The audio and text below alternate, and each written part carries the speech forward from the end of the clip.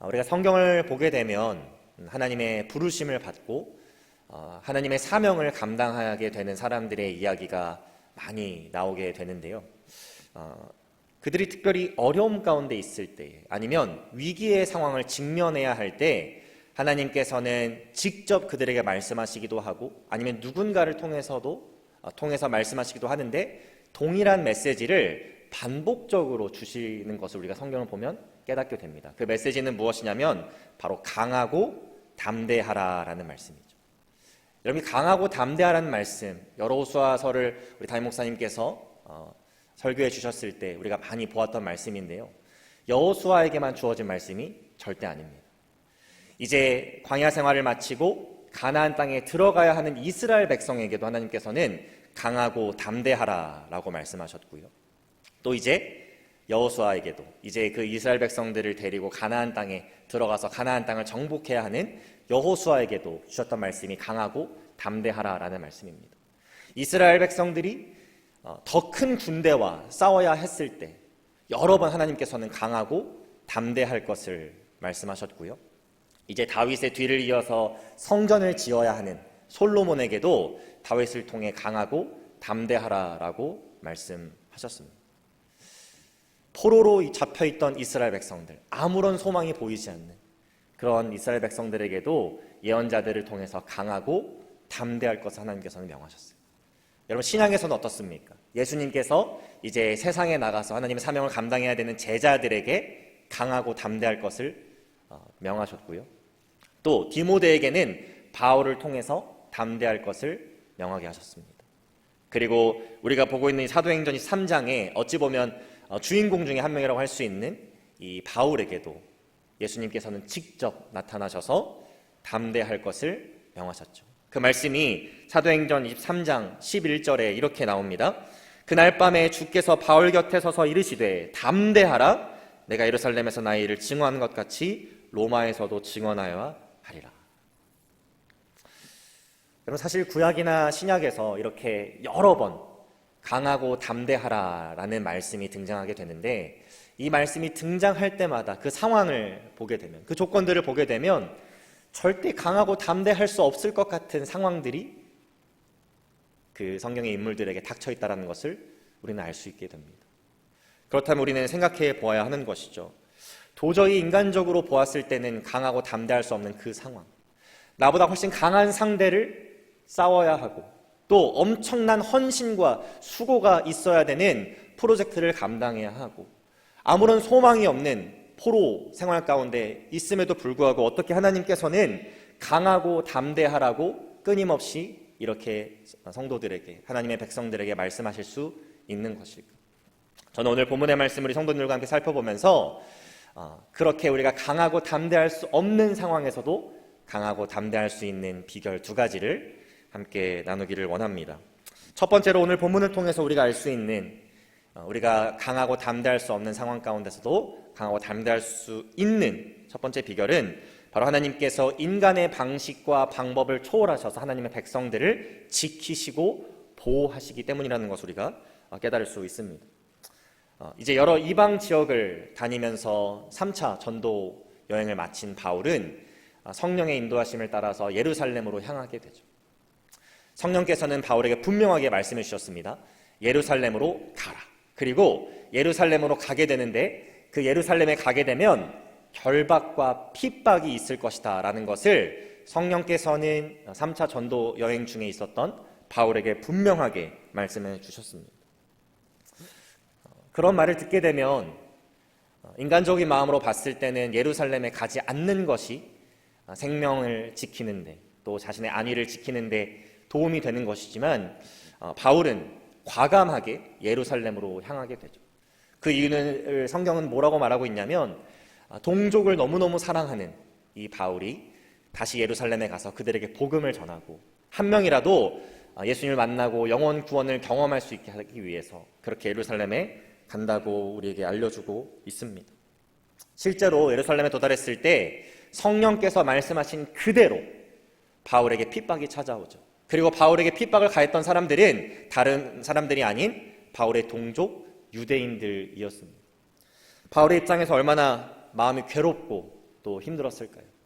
자신의 생명까지 바쳐가면서 복음을 전하기 위해서 만나러 온 유대인들이, 나의 동족인 사람들이 오히려 나를 공격하고 핍박하는 것을 바라보았을 때 아마 바울의 마음은 더 괴롭고 힘들었을 것입니다. 여러분, 연예인들 중에 그 악플로 인해서 전혀 얼굴도 보지 못한, 알지도 못한 사람들이 쓴 그 악플로 인해서 마음에 병이 들고 너무너무 힘들고 고통스러워하는 그런 사람들을 여러분 보신 적이 있으실 겁니다. 내가 전혀 일면식이 없어도, 알지 못해도 그렇게 사람들이 나를 공격하고 나를 핍박하면 마음이 힘들고 병이 드는데, 여러분, 내가 사랑하고 아끼는 사람들이 나에게 등을 돌리고 나를 죽일 듯이 공격한다면 여러분, 인생에 얼마나 많은 절망과 낙심이 찾아오게 될까요? 저는 예전에 한 고등학생 딸을 둔 어머니가 자녀 상담을 위해서 쓰신 글을 본 적이 있습니다. 이제 고등학생 딸이 사춘기가 심하게 왔는지 너무너무 반항을 많이 한다라는 거예요. 부모로서 그렇게 심하게 얘기한 것도 아닌데, 부모로서 필요한 얘기를 해준 것뿐인데 왜 나에게 잔소리를 하냐고 부모에게 욕을 하고, 심한 경우에는 부모를 밀치고 또 폭행까지 가하는 그런 딸이라는 것입니다. 한 번은 그런 딸이 자신을 때리는 것이 너무 속이 상해서 팔을 잡았더니 자녀에게 폭행을 가한다고 경찰을 불렀다라는 거예요. 황당하고 어이없는 상황이지만 그 자녀를 포기할 수는 없기에 그 자녀를 끝까지 붙잡고 또 기도하고 그 자녀가 다시 올바른 길로 갈 수 있도록 최선을 다해서 돕는데, 그렇게 사랑하는 딸이 자기를 공격하는 것이 너무너무 힘들고 고통스러워서 삶의 무기력함만 느껴지고 또 삶에서 느낄 수 있는 행복이 하나도 없다라고 그 글에 쓴 것을 제가 본 적이 있습니다. 아마 바울이 유대인들에게 느꼈던 감정이 그와 비슷한 감정이지 않을까 싶어요.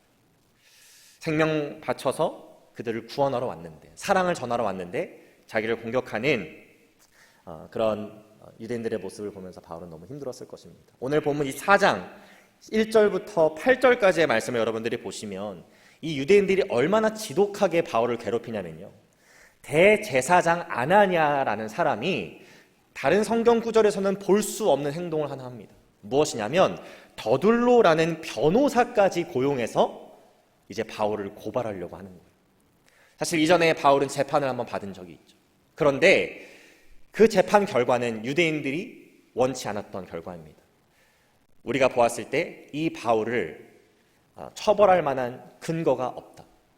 그 일이 있고 나서 이 대제사장 아나니아가 안 되겠다 싶었는지 이제 사적으로 변호사까지 고용해서 바울을 지금 고발하려고 하는 것이죠.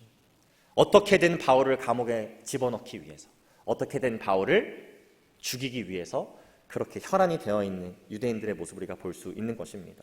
그런데 이러한 절체절명의 상황 가운데서 하나님께서는 바울을 우리가 생각하지도 못한 방법으로, 그리고 우리가 상상하지도 못하는 방법으로 그렇게 지키시고 보호하신다라는 것을 알 수 있는 대목들이 계속해서 반복적으로 등장하고 있죠. 우리가 사도행전 21장으로 돌아가 보게 되면, 여러분, 유대인들이 바울을 쳐서 죽이려고 할 때, 성전 밖으로 끌어내어서 쳐서 죽이려고 할 때, 여러분, 그때 누가 바울을 구원해 주었나요? 그때 바울을 구출해 준 사람은 다름이 아닌 이방인들, 즉 로마 군인들이었습니다. 또 22장으로 넘어가 보게 되면 특별히 중반부에 바울의 연설을 듣다가 다시 유대인들이 분노하고 폭동을 일으키죠. 그 가운데 바울이 생명을 잃을 수도 있는 위기의 상황이 찾아오지만 또 누가 바울을 구해주냐면 이방인들, 로마 사람들, 로마 군인들이 바울을 그렇게 지켜주게 됩니다. 우리가 지금 읽은 말씀 직전에 23장 말씀을 보게 되면 또 유대 종교 지도자들 앞에서 바울이 자신의 무죄를 주장하는 장면이 나오죠. 그때 바리새인들과 사두개파 사람들이 충돌하게 됩니다. 바울의 문제를 가지고. 이 바울의 문제를 가지고 충돌한 것이 얼마나 무섭게 충돌했냐면 그 광경을 바라본 로마 사람들이 이러다가 바울을 찢어 죽이겠다 걱정하게 되고 바울을 안전한 곳으로 이동시킵니다. 그 현장에서도 바울을 구출해주고 또 바울의 생명을 지켜준 사람들은 이방인들, 로마 사람들이었어요. 오늘 본문 23장 31절에서부터 또 35절의 말씀도 비슷한 내용입니다. 유대인들이 이제 바울을 죽이려고 하는 계획이 있다는 것을 천부장이 알게 되죠. 그것을 알게 된 천부장이 가장 안전한 방법으로 자신의 군사를 대동하고 또 기병을 대동하여서 벨리스 총독에게 바울이 안전하게 재판을 받으러 갈 수 있도록 그 바울을 호송해 주는 장면이 오늘 31절부터 또 35절까지의 말씀인 것입니다. 여러분, 계속해서 같은 패턴이 반복되고 있죠. 바울을 사랑해줘야 되고 환영해줘야 되고 도와줘야 되는 동족 유대인 사람들은 끊임없이 바울을 공격하고 있지만 하나님을 알지도 못하는 이방 사람들, 특별히 로마 군인들은 계속해서 이렇게 바울을 지켜주고 보호해주고 있어요. 여러분, 잘 생각해 보십시오. 이방인들이 계속해서 바울의 사역 가운데 바울에게 호의적으로 대했나요? 바울이 3차 전도 여행까지 마칠 때 이방 지역을 여러 지역을 돌아다니면서 복음을 전하고 교회를 세웠는데 그곳에서 이방인들이 그들을 바울과 일행들을 피박한 적이 없었나요? 아닙니다. 오히려 우리가 3차 전도 여행까지 바울의 사역들을 잘 살펴보면 물론 유대인들도 바울을 여러 번 피박하기도 했지만 이방인들도 끊임없이 바울의 사역에 회방을 놓고 또 바울을 공격하고 바울을 죽이려고 했다는 것을 사도행전을 쭉 묵상해 오신 분들은 이미 알고 계실 거예요. 자, 그렇다면 지금 예루살렘에서 일어나고 있는 이 일들, 다시 말해서 동족인 유대인들은 바울을 죽이려고 하지만 하나님을 알지도 못하는 이방 사람들, 특히 로마 군인들이 왜 바울을 지키려고 하고 그의 목숨을 해하지 않으려고 하는 것일까? 이것들을 우리는 인간적으로 봤을 때 여러 가지로 해석해 볼 수 있습니다. 바울이 로마 시민권을 가지고 있었기에, 그들이 로마 시민권을 가진 사람을 해하는 것을 두려워했기 때문에 등등등등의 이유들을 댈 수 있죠. 그것도 표면적으로 맞는 이유입니다.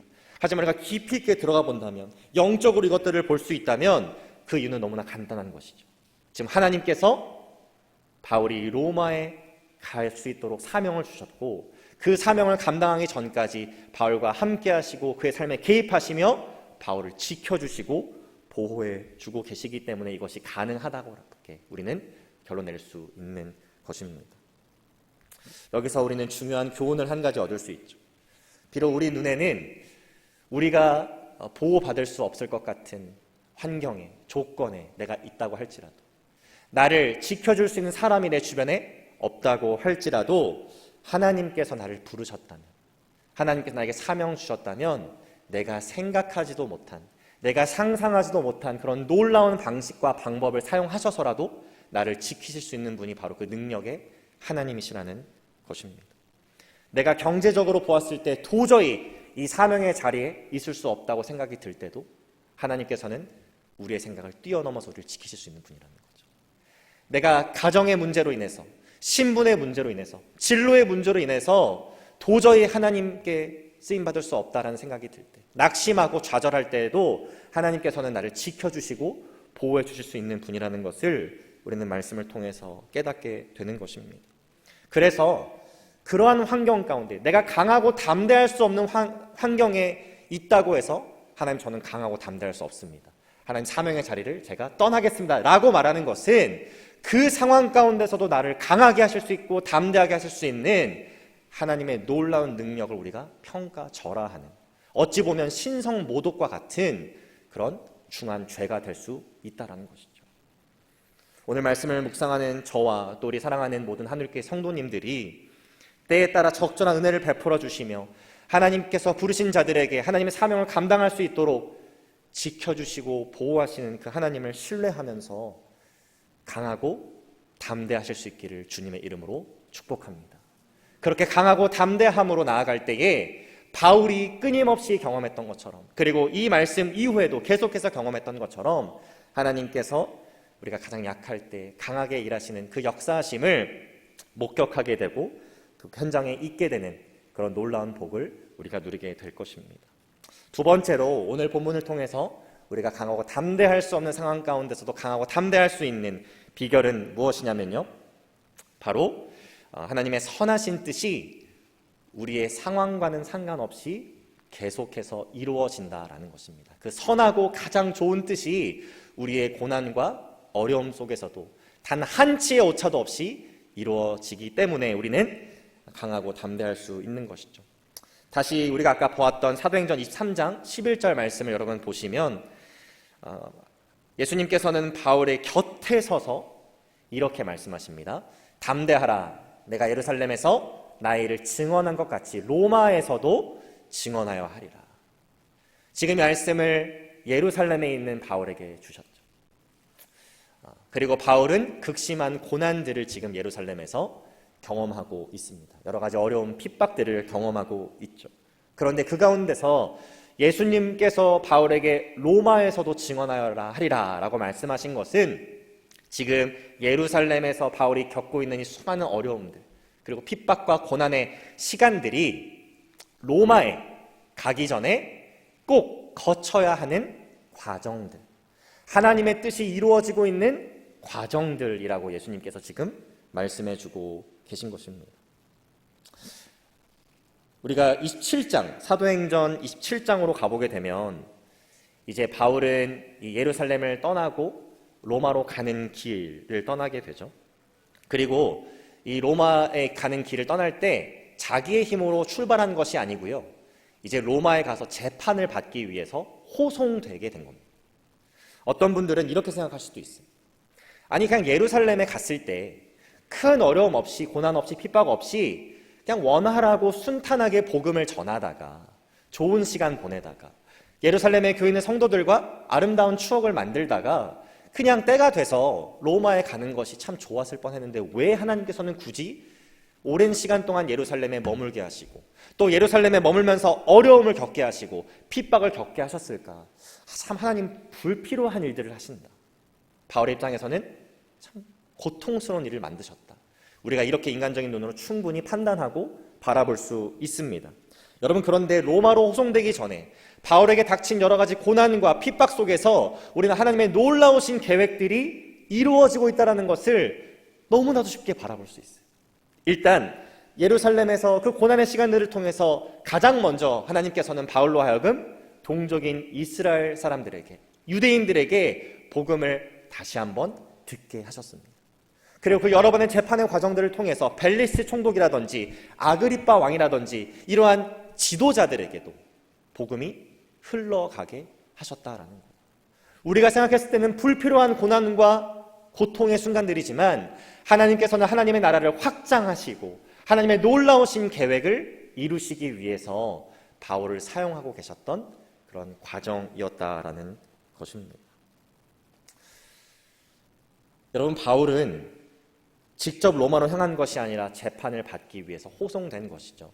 이 호송된 것이 사실 따지고 보면 하나님께서 또 너무나 세밀하게 개입하셨고 또 바울을 도우셨다라는 것을 우리가 금방 알 수 있는 대목 중에 또 하나입니다. 왜냐하면 여러분, 예루살렘에서 로마까지 가는 길은 바울의 전도 여행 중에 가장 먼 길을 가는 길인 겁니다. 그런데 그 길을 가야 되는데 호송되면 여러분 경비가 들까요, 안 들까요? 바울과 그의 일행들이 스스로 경비를 충당하지 않아도 됩니다.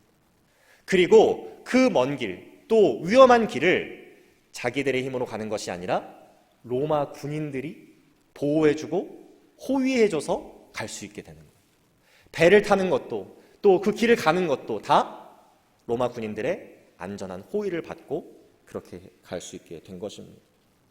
우리가 생각할 때는 바울이 그냥 고통받지 않고 고난받지 않고 예루살렘에서 좋은 시간 보내다가 로마에 갔으면 좋을 뻔했는데 이렇게 생각할 수 있지만 하나님께서는 우리가 알지 못하는 방식으로 하나님의 놀라운 선하신 계획들을 이뤄가고 계셨다라는 것입니다. 우리는 우리가 바라고 원하는 것들이 이루어지지 않으면 하나님께서 그 뜻을 바꿔주시길 원하거나 아니면 나의 뜻과 맞지 않는 그 하나님의 뜻을 바라보며 하나님을 원망할 때가 있죠.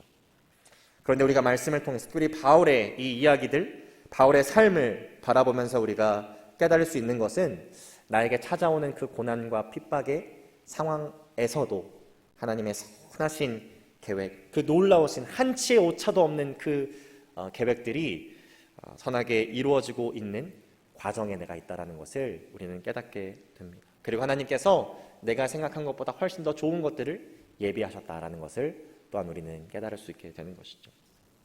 제가 약 10년 전에 알던 청년인데 이제 아이비리그 학교를 졸업하고 제가 봤을 때는 실력으로도 또 인격적으로도 성품적으로도 하나도 모난 것이 없는 그런 유학생 청년이었는데 이제 학교를 졸업하고 경험도 쌓을 수 있고 또 신분의 문제를 해결할 수 있는 그런 직장을 알아보는 과정 가운데 1년이란 시간이 이렇게 지나게 되었지만 결국에는 직장을 구하지 못해서 한국에 돌아간 청년을 제가 한 명 알고 있습니다.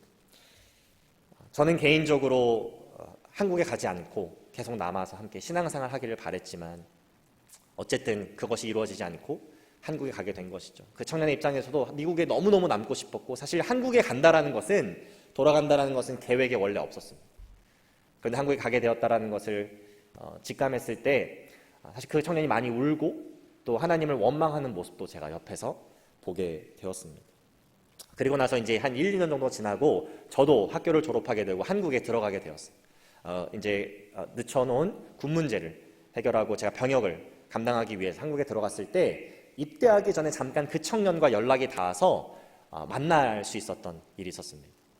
제가 그 청년을 만나기 전에 그래도 한 1, 2년 정도 연락이 끊겨 있었던 상황이었기 때문에 무슨 이야기를 나눌까? 무슨 이야기를 내가 듣게 될까? 생각하면서 그렇게 오기 싫었던 한국이 얼마나 힘들었을까? 그리고 그 시간들이 얼마나 고통스러웠을까? 그 이야기들을 좀 많이 들을 수 있겠지 하면서 딱 만났는데 일단 만났는데 표정이 너무 밝은 거예요. 표정이 너무 밝고 행복, 기쁨, 감사가 그냥 얼굴에 쫙 들어있는 그런 모습으로 저를 마주하게 되었습니다.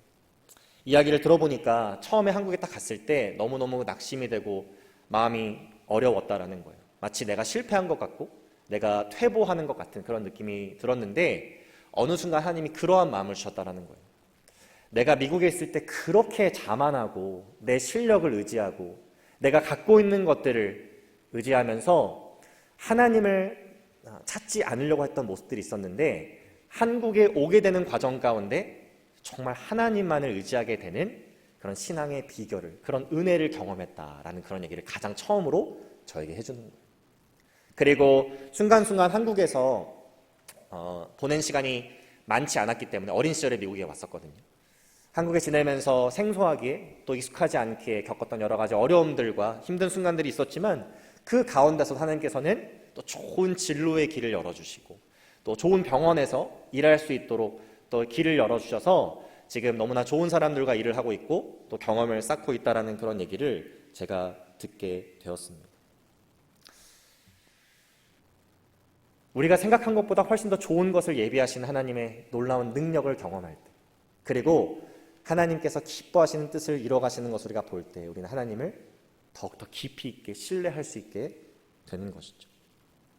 여러분 사도행전 27장으로 넘어가 보게 되면 이제 로마로 호송되어서 가는 길에 이쯤 되면은 바울에게 어려운 일이 좀 그만 일어났으면 좋겠다. 고난과 핍박은 예루살렘에서 그 이전에 전도 여행하면서 겪은 걸로는 충분하다라고 생각할 수 있지만 거기서 또 큰 풍파가 찾아옵니다.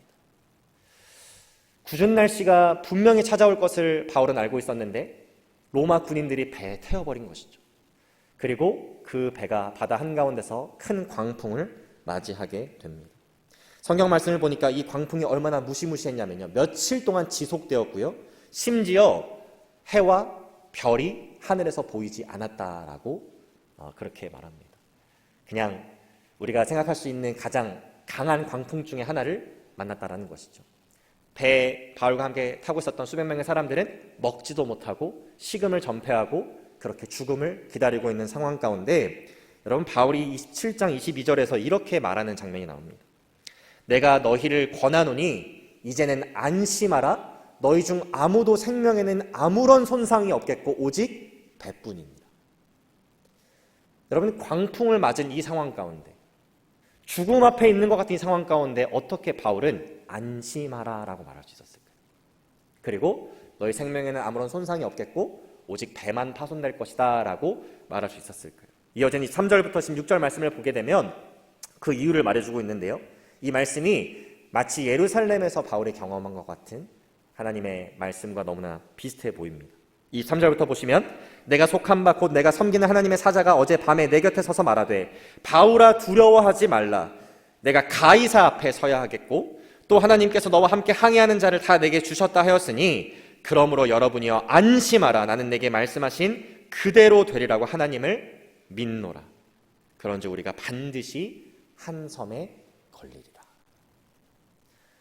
여러분, 사도행전 13장 11절에도 분명히 로마에 갈 것이다 이렇게 말씀해 주셨어요.